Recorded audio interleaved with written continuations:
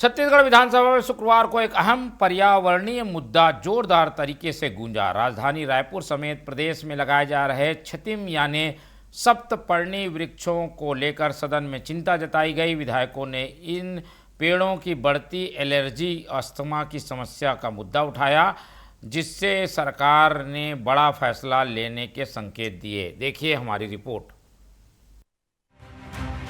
प्रश्नकाल के दौरान विधायक सुनील सोनी ने छातिम वृक्षों के रोपण को लेकर सवाल उठाया। उन्होंने कहा कि रायपुर में बड़ी संख्या में लगाए गए इन पेड़ों से लोगों में एलर्जी और सांस संबंधी बीमारियां बढ़ रही हैं। साथ ही उन्होंने इन पौधों को हटाने की मांग भी सदन में रखी। छातिम झाड़ जो है बहुत बड़ी संख्या के अंदर में लगे हैं, बहुत हरा रहता है और इससे अस्थमा होता है, अस्थमा हो रहा है, सांस की बीमारी हो रही है, एलर्जी हो रही है और इसके अनेक उदाहरण आए। और अगर आप देखेंगे तो वैज्ञानिकों ने जो रिसर्च करके और सभी लोगों ने कहा है कि छातिम झाड़ जो है यह हानिकारक है, और इस बात को संज्ञान में लेकर मध्य प्रदेश सरकार, केरल, कर्नाटक, तेलंगाना, आंध्र प्रदेश, असम, इन्हें सब राज्यों ने इसके ऊपर में रोक लगा दिया। इस पर जवाब देते हुए मंत्री ओपी चौधरी ने स्पष्ट किया कि फिलहाल छातिम वृक्षों के रोपण पर कोई औपचारिक रोक नहीं लगाई गई है, लेकिन उन्होंने ये भी कहा कि भविष्य में सप्तपर्णी यानी छातिम के नए पौधे नहीं लगाए जाएंगे। साथ ही वैज्ञानिकों की टीम बनाकर इस विषय पर अध्ययन कराने की बात भी कही गई है।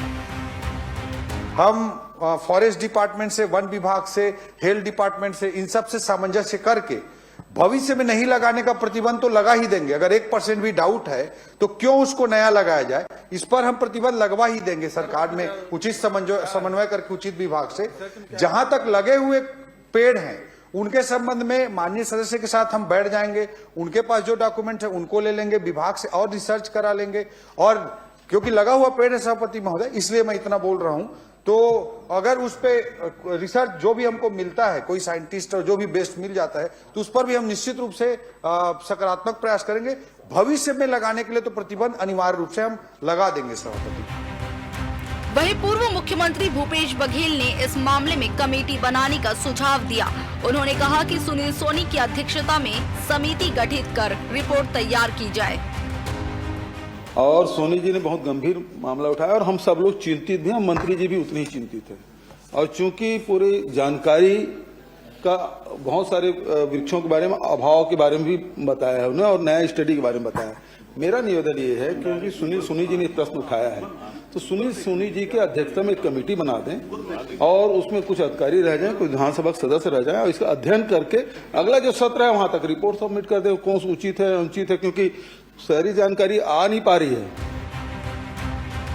मंत्री ओपी चौधरी ने ये भी कहा कि कोनोकार्पस वृक्षों को लेकर भी रिसर्च सामने आई है और जरूरत पड़ने पर इन पर भी रोक लगाने पर विचार किया जाएगा। फिलहाल सरकार वैज्ञानिक रिपोर्ट के आधार पर आगे का निर्णय लेगी।